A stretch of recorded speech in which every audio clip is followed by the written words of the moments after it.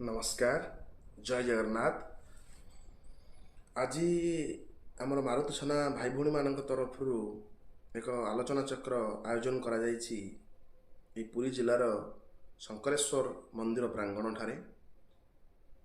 वृक्ष आम पाई किभली नित्यांत आवश्यक मनुष्य समाज पाई एवं जीवन पाई ता उपरे आलोचना हबो। गो सुरक्षा गो संपद आमर मनुष्य जीवन पाई केते आवश्यक ता उपरे आलोचना हबो। गोटे व्यक्ति पाई रक्त केते गुरुत्व वहन करे। रक्त देले कौन असुविधा हुए ना शरीर में, किंतु गोटे रक्त यूनिट पाई गोटे मूल्यवान जीवन टी चली जाए यह लोक मैंने बुझीपारती ना। भावती बोधे रक्त देले देह दुर्बल लगे यह भाविकी बहुत लोग रक्तदान वंचित रुहति, किंतु रक्त देले देहर छोट मोट रोग कमी जाए, देह आ सुस्थ लगे, बॉडी ग्लो करे, यह विषय में लोक धारणा न थाए। एवं विभिन्न मेडिकल केस रे किभली गोटे गरीब परिवार को जड़े चाहिए साहाय्य करें, कि 10 जन 20 जन 50 जन भाई भौणी चाहिए मिलित भाव में सहयोगर हाथ बढ़े पारे ता उपरे आलोचना हेबो।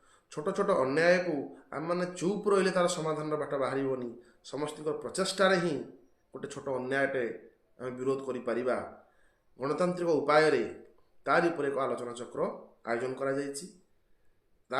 सब भाई भौणी मैंने आज एकजुट होती। तेणु तारी उपरे संपूर्ण विवरणी एवं संपूर्ण आलोचना हेबो शंकरेश्वर मंदिर प्रांगण में। जय जगन्नाथ। आपण मानकर सहयोग पाई बहुत बहुत धन्यवाद।